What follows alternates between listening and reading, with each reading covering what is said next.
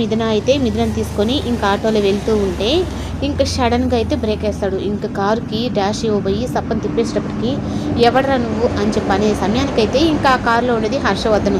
ఇంక వెంటనే తనని చూసిన తర్వాత ఏంటి నీ కూతురు బాగా బతుకుతున్నాను అని చెప్పానంటే ఒక ఆటో తోలుకోవడం అది పెద్ద బతుకు అనుకుంటున్నావా, నేను చిన్నప్పటి నుంచి కనీసం ఆటో అయినా నేను ఎక్కించానా అని చెప్పని తనైతే మాట్లాడుతుంది. ఇంకా అంత బాగుంది అని అనుకునే సమయానికి ఇంకా సూర్యకాంతం అయితే ఇంట్లో ఏదో ఒక గొడవ రేపుతూనే ఉంటుంది. అప్పుడు మీ ఆయన నెత్తురుకు డబ్బులతో తెచ్చాడని చెప్పని బట్టలు వద్దన్నారు, కానీ ఇప్పుడు కూడా అలాగే తెచ్చుండడు అని చెప్పని నమ్మకం ఎలా అని చెప్పని అంటూ ఉంటే, లేదు మా ఆయన మారిపోయాడు, ఇప్పుడు తను ఆటో నడుపుకుంటూ కష్టపడి బతుకుతున్నాడు అంటే ఈ లోపల ఇంక వెంటనే సత్యమూర్తి అయితే లేదు మీ ఆయన రౌడీజం చేస్తూనే ఉన్నాడని చెప్పని అంటాడు. ఏంటి మావయ్య మీరు మాట్లాడితే, అవును వాడిని పిచ్చిగా నమ్మి నువ్వు మోసపోతున్నావు, వాడు ఇప్పటికి కూడా రౌడీజం చేస్తూనే ఉన్నాడు, ఆ పురుషోత్తుల ఇంట్లో నుంచి రావడం నేను చూశాను అని చెప్పి అనేటప్పటికీ లేదు మీరు ఎవరు చెప్పినా నేను నమ్మను అని చెప్పనని ఇంకా దేవ వచ్చిన తర్వాత అడుగుతుంది. అప్పుడు ఇంకా దేవ అయితే అసలు విషయం చెప్తాడు.